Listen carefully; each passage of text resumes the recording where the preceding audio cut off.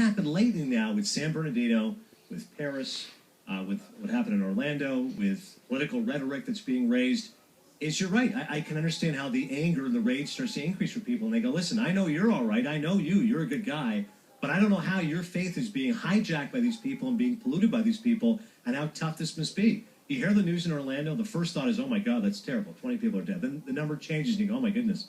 And my first thought, it's awful, Ryan. Like, my heart goes out to the victims and all their families. My first thought is, God, I hope he's not a Muslim. I hope it's not another Muslim. And then you go, oh no, wait, there it is again. And it makes it so much tougher for the Muslims who obviously have no links whatsoever to terrorism, who do not believe in this stuff.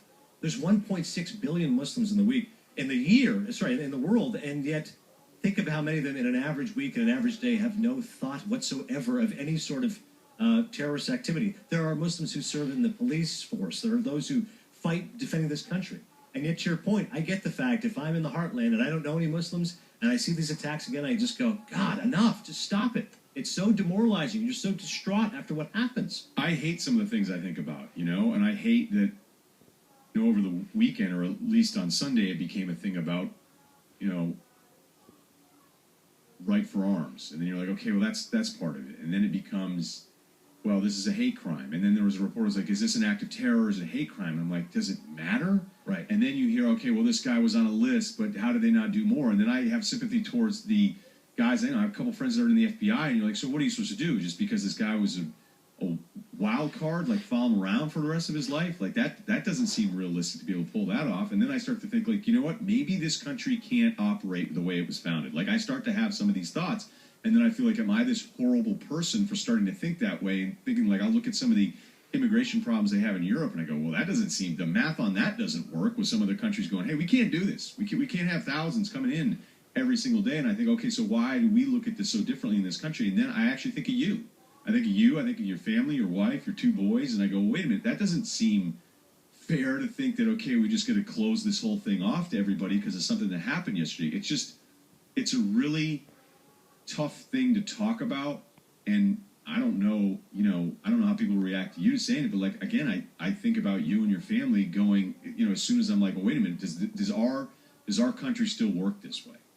Yeah, I mean, think about the week that's been. And look, he was born here too, so right. He's not some radicalized guy from a different country who immigrated here. He's an American-born citizen who apparently wasn't all that religious, but then somehow along the way, his ex-wife said that he was, corralled by ISIS, recruited, but started reading literature and started to go in that direction. But again, to make that leap from where do you have this bigotry? Like, where do you have this hatred of his dad saying he just saw two guys kissing in Miami, and all of a sudden you want to take an assault rifle and kill 50 people? Like, it's insane. But think about the week. Last week, Jack Obringer, Mike McQuaid, a couple of our bosses on SportsCenter, said to me, hey, listen, with this Ali funeral, could you come on and explain a little bit of stuff? Like, we don't have familiarity with an Islamic funeral. We wouldn't know, open casket, closed casket, what's being said, etc. Like, Ali's a pretty religious guy, so you could help us with this. So last week I'm on with Kevin Nagani, the 9 a.m. SportsCenter on Thursday, explaining what the janazah is, explaining what you're going to see at Ali's funeral. And, like, there is a guy who was as prideful of his faith as anybody. Like, Ali was the emblem of Islam, like the proudest Muslim you'll meet who wanted to follow his faith as best as you can. And in 1 week you see the greatness of people with someone like Ali, and then you see pure evil and pure tyranny and the way someone can hijack a faith with what this guy did. Like, it's unbelievable. Ali, there's a story he told. We've talked with Thomas Hauser, the fact he wrote that definitive biography about Ali. He said that Ali called Hauser on Christmas, wish him a Merry Christmas. And Hauser laughed. He goes, there's a Muslim calling a Jew on Christmas. Like, there's got to be a lesson in this.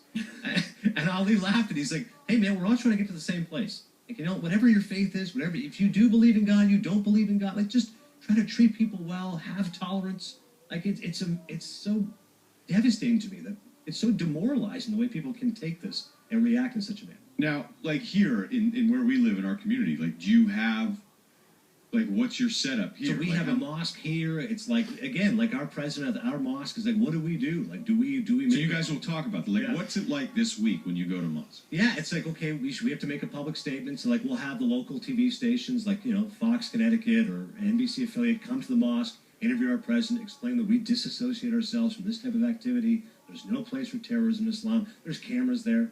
Like, they're going to be recording my kids, like, praying and stuff. Like, my wife wears a hijab. Like, she identifies as a Muslim. So, like, when she goes shopping, when she does whatever, like, I don't know how much more of an increase of looks there are. People say, oh, okay, well, she seems all right, or maybe she's one of those, or like it's tough, man. It really is. It's sad. Yeah, I mean, because then I'd imagine if you ever picked up on it and somebody's looking at your wife and you're at the mall and you're getting Pinkberry with your kids, right? You know, and then somebody's like, hey, you know, like, I can't relate to that. I can't relate to that, and that's why. Yeah, and that's what